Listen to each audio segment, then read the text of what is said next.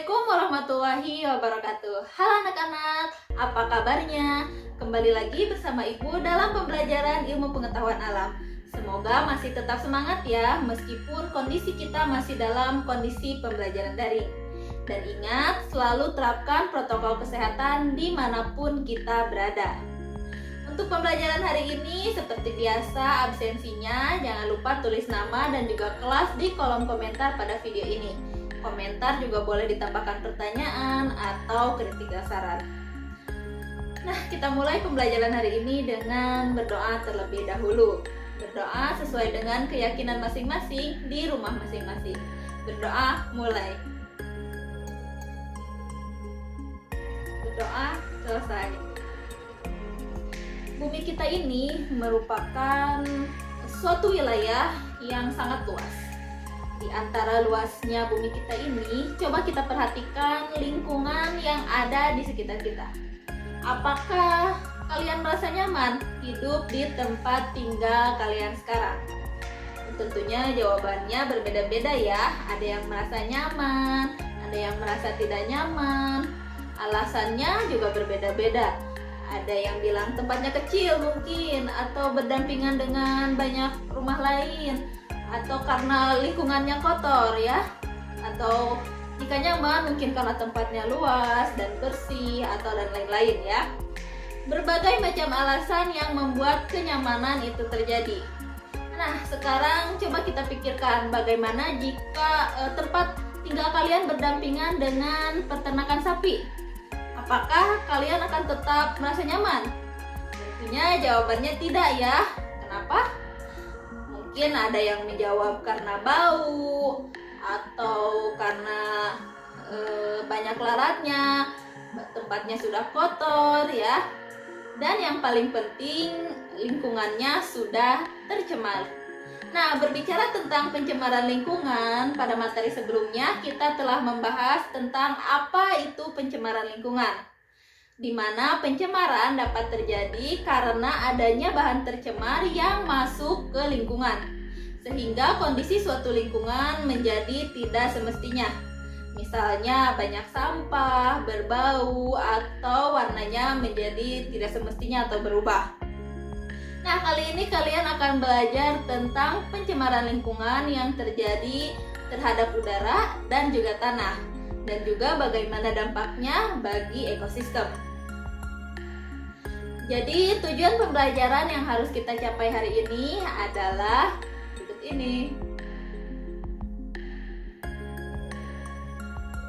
Allah Subhanahu wa Ta'ala telah mengingatkan kita tentang pencemaran yang terjadi di muka bumi ini dalam firman-Nya, yaitu Quran surat Ar-Rum ayat 41. Kita baca sama-sama ya bunyinya. Bismillahirrahmanirrahim.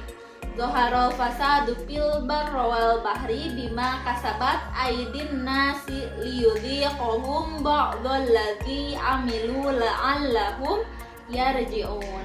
Yang artinya telah timbul berbagai kerusakan dan bala bencana di darat dan di laut dengan sebab apa yang telah dilakukan oleh tangan manusia.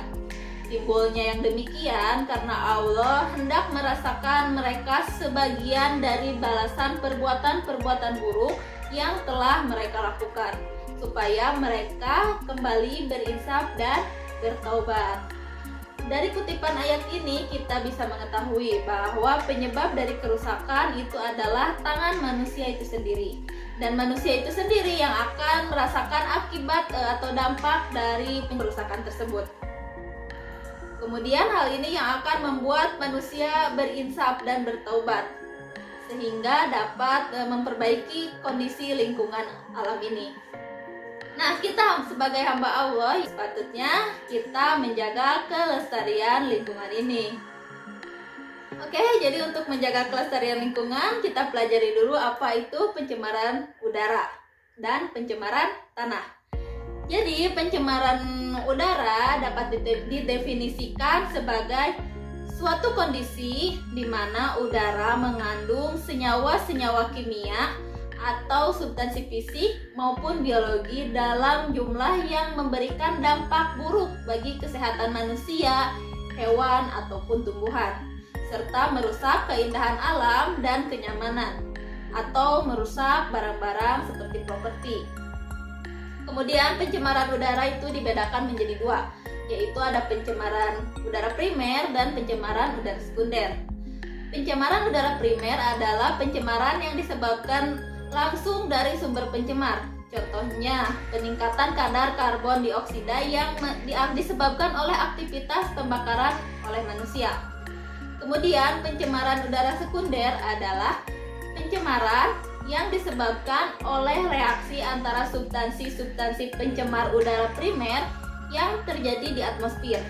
Misalnya, pembentukan ozon yang terjadi dari reaksi kimia partikel-partikel yang mengandung oksigen di udara. Selanjutnya, apa faktor penyebab pencemaran udara? Berbagai aktivitas baik dari alam ataupun aktivitas manusia menghasilkan senyawa gas yang dapat membuat udara tercemar. Aktivitas alam contohnya itu kotoran-kotoran yang dihasilkan oleh hewan ternak yang mengandung senyawa metana yang dapat meningkatkan suhu bumi dan akibatnya terjadi pemanasan global. Kemudian contoh lainnya itu ada misalnya peristiwa kebakaran hutan atau peristiwa meletusnya gunung berapi yang menimbulkan abu vulkanik dan berdampak buruk bagi lingkungan sekitar. Kemudian aktivitas manusia, ini adalah kegiatan-kegiatan manusia yang kian tak terkendali. Kemajuan industri dan teknologi membawa sisi negatif bagi lingkungan. Kenapa? Karena limbah-limbah dari kemajuan industri dan teknologi ini tidak ditangani dengan baik. Nah, contohnya misalnya seperti pembakaran sampah, asap-asap industri, asap kendaraan, asap rokok, dan senyawa-senyawa kimia buangan seperti CFC dan lain-lain. Lalu dampak apa saja yang dapat ditimbulkan dari pencemaran udara? Pencemaran udara dapat mengakibatkan kerugian bagi banyak organisme di muka bumi. Contohnya yang dapat ditimbulkan adalah dampak bagi kesehatan. Kita tahu bahwa udara merupakan nyawa bagi sistem pernafasan. Nah, jika udara kita tercemar di lingkungan sekitar kita, maka akan menimbulkan berbagai penyakit karena saluran pernafasan kita juga ikut tercemar. Contohnya penyakit yang dapat ditimbulkan dari pencemaran udara misalnya ISPA atau infeksi saluran pernapasan, gangguan paru-paru, kemudian emfisema, dan dampak lain misalnya sesak napas, dan bahkan dapat berlanjut pada kematian jika tidak ditangani dengan baik. Kemudian dampak yang kedua adalah dampak negatif bagi tumbuhan. Misalnya ketika abu vulkanik dari meletusnya gunung berapi membuat udara tercemar dan memicu terjadinya hujan asam. Hujan asam ini mengandung senyawa sulfur yang dapat mematikan tanaman sekitar. Maka dari itu kita sering melihat banyak tanaman dan pohon yang rusak akibat terjadinya letusan gunung berapi atau terjadinya hujan asam yang diakibatkan oleh abu vulkanik. Kemudian dampak yang ketiga adalah efek rumah kaca. Efek rumah kaca ini berupa peningkatan suhu yang diakibatkan reaksi antara CO, karbon monoksida, dan CO2, karbon dioksida yang buat semacam lapisan yang menahan panas keluar, sehingga panas yang ditimbulkan di bumi itu akan terkungkung di dalam, seperti kita berada di dalam rumah kaca. Kemudian dampak yang terakhir adalah rusaknya lapisan ozon. Rusaknya lapisan ozon ini dapat disebabkan oleh senyawa-senyawa kimia buangan seperti CFC yang berada dalam produk-produk pendingin seperti freezer dan AC. Dan kemudian CFC ini akan terurai di atmosfer, maka akan memicu reaksi oksigen yang menyusun ozon. Dan dengan demikian ozon akan terurai dan menyebabkan lapisan ozon berlubang. Padahal lapisan ozon ini berfungsi sebagai pelindung bumi dari panas yang dipancarkan oleh sinar matahari atau sinar UV, sehingga sinar UV tidak tertahan dan dapat memicu terjadinya penyakit kanker misalnya ya. Selanjutnya kita akan membahas tentang pencemaran tanah. Pencemaran tanah merupakan suatu keadaan di mana bahan kimia buatan manusia masuk dan mengubah lingkungan tanah alami. Pencemaran ini biasanya terjadi akibat kebocoran bahan kimia industri atau penggunaan pestisida yang berlebihan dari sektor pertanian, atau juga kecelakaan kendaraan, truk pengangkut minyak atau zat kimia. Kemudian ada juga penyebabnya, yaitu air limbah dari penimbunan sampah atau limbah industri yang dibuang langsung ke tanah secara tidak memenuhi syarat atau illegal dumping dapat menyebabkan pencemaran tanah. Selanjutnya, faktor-faktor penyebab pencemaran tanah. Faktor-faktor penyebab pencemaran tanah itu berbeda-beda ya.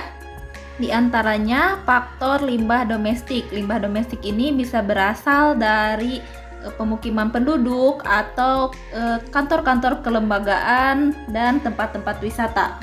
Limbah domestik ini dapat berupa limbah padat dan juga limbah cair. Nah, limbah padat dapat berupa senyawa anorganik yang tidak dapat dimusnahkan atau diuraikan oleh mikroorganisme seperti plastik, serat, keramik, dan kaleng-kaleng bekas. Kemudian limbah cair dapat berupa zat-zat sisa-sisa buangan seperti feses, deterjen, kemudian oli, dan juga cat, yang dimana jika meresap ke dalam tanah akan merusak kandungan air tanah. Kemudian faktor yang kedua adalah limbah industri. Limbah industri berasal dari sisa-sisa produksi industri yang dibuang sembarangan. Limbah industri juga sama dibedakan menjadi dua macam, yaitu ada padat dan juga cair. Limbah industri padat merupakan hasil buangan industri yang berupa padatan dari sisa hasil pengolahan. Misalnya sisa pengolahan pabrik gula, pabrik kertas, krayon, kemudian serta pengawetan buah, ikan, daging, dan lain-lain. Kemudian limbah cair berupa pengolahan hasil sisa pengolahan dalam suatu proses produksi. Misalnya sisa pengolahan industri pelapisan logam dan industri kimia lainnya. Yang terakhir adalah limbah pertanian. Limbah pertanian disebabkan karena ketidaktahuan petani dalam menggunakan bahan kimia seperti pupuk sintetik dan pestisida, sehingga tidak sedikit petani yang menggunakan bahan kimia ini secara berlebihan. Akibatnya kesuburan tanah dapat berkurang dan tidak dapat ditanami jenis tanaman tertentu karena hara dalam tanah berkurang. Penggunaan pestisida ini bukan hanya mematikan hama tanaman, tetapi dapat mematikan organisme yang ada di dalam tanah. Sedangkan kesuburan tanah itu ditentukan pada jumlah organisme di dalamnya. Nah, lalu dampak apa saja yang dapat ditimbulkan dari pencemaran tanah? Kita lihat misalnya, contohnya itu suatu limbah masuk misalnya ke dalam tanah, kemudian diinjak oleh manusia dan menyebabkan iritasi. Nah, jadi dampak yang dapat ditimbulkan dari pencemaran tanah misalnya gangguan kesehatan seperti keracunan, sakit kepala, pusing, iritasi mata, dan ruam pada kulit akibat ketika terjadi paparan kimia. Kemudian selain dari kesehatan, pencemaran tanah juga dapat mengganggu keseimbangan ekosistem. Kemudian yang terakhir adalah dampak sektor pertanian, yaitu dampak perubahan metabolisme tanaman yang dapat mengakibatkan perubahan sehingga dapat mengurangi hasil panen. Lalu bagaimana cara kita untuk melakukan penanggulangan ketika terjadi pencemaran tanah? Penanggulangan dari pencemaran tanah dapat dilakukan dengan dua cara, yaitu remediasi dan bioremediasi. Remediasi adalah kegiatan untuk membersihkan permukaan tanah yang tercemar dengan cara on-site dan off-site. On-site adalah pembersihan di lokasi secara langsung, sedangkan off-site adalah penggalian tanah yang sudah tercemar kemudian dibawa ke daerah atau ke tempat yang aman. Kemudian yang kedua adalah bioremediasi. Bioremediasi adalah proses pembersihan pencemaran tanah dengan menggunakan mikroorganisme seperti jamur dan bakteri. Bioremediasi bertujuan untuk memecah atau mendegradasi zat tercemar menjadi bahan yang tidak beracun. Kita tahu tanah itu sangat penting bagi kehidupan berbagai makhluk hidup. Contohnya seperti tumbuhan, hewan, dan juga manusia membutuhkan tanah. Namun, kadang aktivitas-aktivitas rumah tangga justru dapat mencemari lingkungan. Contohnya ketika kita mencuci baju, mencuci piring, tentunya menggunakan deterjen. Nah, kemana kalian membuang sisa-sisa deterjen? Lalu apa akibatnya jika kalian membuang limbah deterjen tersebut ke lingkungan? Nah, untuk menjawab pertanyaan-pertanyaan tersebut, yuk kita lakukan aktivitas pengamatan untuk mengetahui dampak limbah deterjen terhadap makhluk hidup, menggunakan cacing sebagai indikator makhluk hidup. Petunjuk pengamatan sudah Ibu share melalui LKPD di WA Group. Kemudian perhatikan dan analisis kondisi cacing akibat pemberian limbah deterjen dalam jumlah dan durasi yang telah ditentukan. Lalu catat hasil pengamatan kalian, kemudian jawab pertanyaan-pertanyaan diskusi yang tersedia. Dan kemudian buatlah laporan hasil pengamatan kalian sesuai dengan format yang sudah disediakan. Selanjutnya, untuk mengevaluasi hasil belajar kalian hari ini, silakan untuk kerjakan kuis melalui link yang sudah Ibu share linknya di deskripsi video ini. Nah, itu dia pembahasan tentang pencemaran udara dan pencemaran tanah.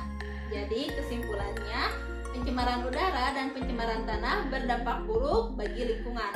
Maka sudah seharusnya kita menjaga dan melestarikan lingkungan. Semoga pembelajaran hari ini menyenangkan ya, dan dapat menumbuhkan rasa peduli kita terhadap lingkungan. Terima kasih untuk perhatiannya, semangat terus untuk belajar. Wassalamualaikum warahmatullahi wabarakatuh.